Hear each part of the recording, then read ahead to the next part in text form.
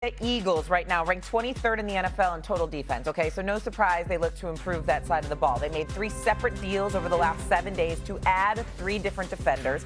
Headliner was getting edge rusher Jalen Phillips from Miami for a 3rd-round pick. One player, though, still on the team that some of us thought maybe would be traded is A.J. Brown.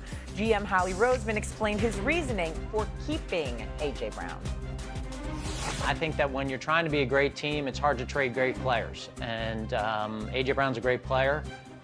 He wears the C for a reason. He's an important part of this team, of this organization. He cares about winning. He cares about his teammates. And, you know, I think that when you're a team like ours that is looking forward to an opportunity to compete for a championship, you just don't get rid of the guys like that. That makes sense, but we've seen him go on social media quite a bit this season, A.J. Brown, and so maybe some of us were surprised that the Eagles did decide to keep him. Swagoo, I ask you this, though. Do you trust the Eagles at this point to get the job done? Wasn't long ago we were criticizing Nick Sirianni, and now they're keeping a player who seemed a little bit disgruntled throughout the season. Yeah, Shay, I trust them, and Doggy and Stephen A have heard me because we were on the show together when I said this team functions in turmoil. This ain't the first time the damn Eagles done had turmoil during the season. Ain't the first time reports have come out. Ain't the first time A.J. Brown has made statements about how unhappy he is with either getting the ball or sitting on the sideline reading books, even though we deciphered that and figured out it was something he was doing before the world knew about it. And 2, this team wins games. Listen, I don't care about anything going on. Winning is the cure-all to everything. And they're going to make the playoffs. They're going to have a chance to win every game that they play in. And I'm sure A.J. Brown is going to have a big role in that regard. So listen, we can try to decipher in the media and we can talk about all of the things. And if it was affecting and impacting them being a good team or winning games, and everybody gets concerned about how it looks and the way that things are, we asked for Saquon Barkley to run the ball effectively. They did that a couple weeks ago. We asked for them to win. We asked for Jalen Hurts to push the ball down the field. AJ and Devontae went off for 100+ yards and touchdowns. I have no concern with the Philadelphia Eagles. Might I add, if I wasn't a loyal Dallas Cowboy fan, I would have the Eagles as the favorite for the next 5 years, based on the dysfunction they've been able to operate in. I think Nick Sirianni is a really good head coach, as much as everybody wants. We had a conversation a couple years ago about if this team should fire Nick Sirianni. Oh, that's what I. Man has been to 2 Super Bowls in his shortened coaching tenure in Philadelphia. I'm fine with the Philadelphia Eagles. I still got them as the favorite coming out the NFC. Yeah, I agree with Swagoo 100%. Go ahead, Doggy. You know, Green Bay, they can't beat Carolina and the Browns.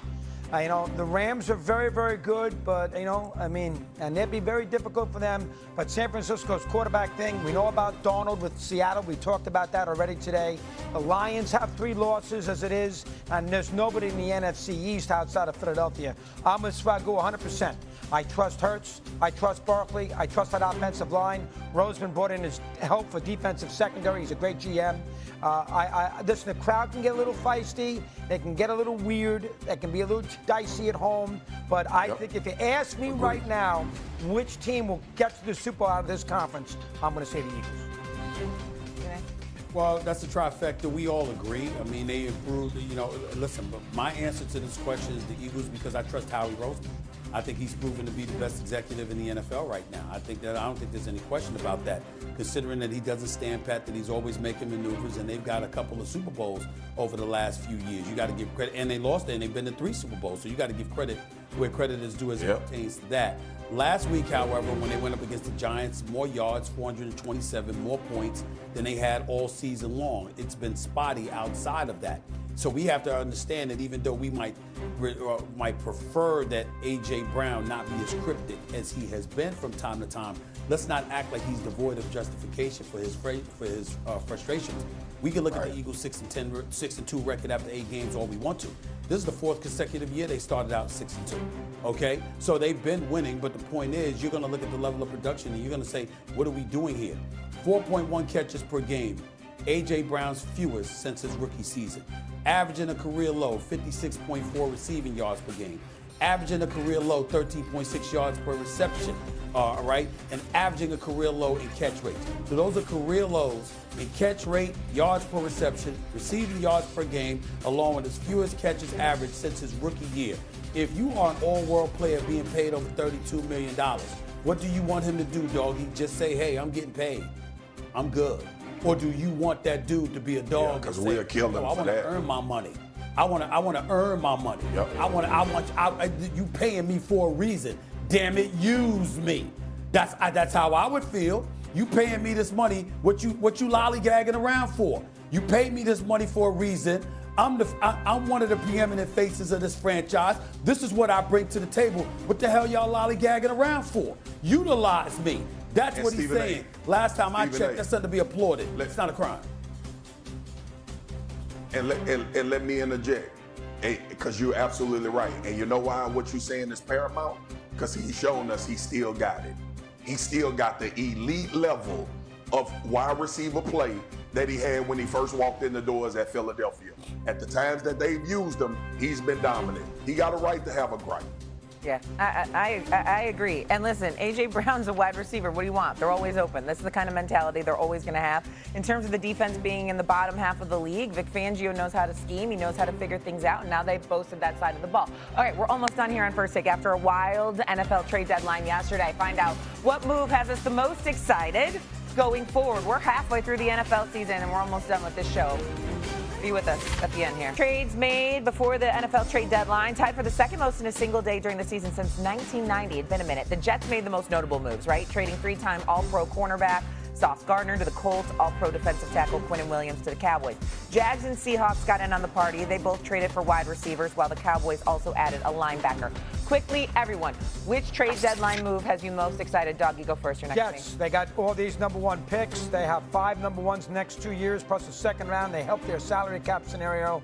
In 27 with a great draft, they got 3 number ones. The Jets by far. Says something when you sell all your picks and yet that excites you the most. Go ahead, Marcus Spears. What excited you the most yesterday? Oh, y'all know what excited me. Quinnen Williams to the Cowboys. I think they got another cornerstone defensive player that they can build around, and he'll make this team better in a unit that needs all the help they can get. Stephen A. Sauce Gardner to the Indianapolis Colts. If the Indianapolis Colts are who they think they are, they're sending the statement that the road to the Super Bowl is coming through Indy. If this does that, then we should be very, very excited. You know, it's going to make things in the AFC very interesting. I like that. Stephen A. is going to die on the Indianapolis Colts hill. To end the show, he's going to die on that Indianapolis Colts hill. He loves them. Number 1 last week, number 5 this week. He's like, he's going all in with the Sauce Gardner. This was fun, y'all. Always fun. This was fun today. Always. This was fun today, man. Yes. All right, we'll have a new top 5 for Stephen A. next Doggy, week. I'll see you soon, doggy. Yeah, where have you been? I ain't gonna leave you hanging. Stop lying. See you soon. Stop lying. You ain't going to see it for another 3 weeks. 2 weeks. We'll see you tomorrow, everyone. Thanks for hanging out. 2 weeks. Goodbye. 3.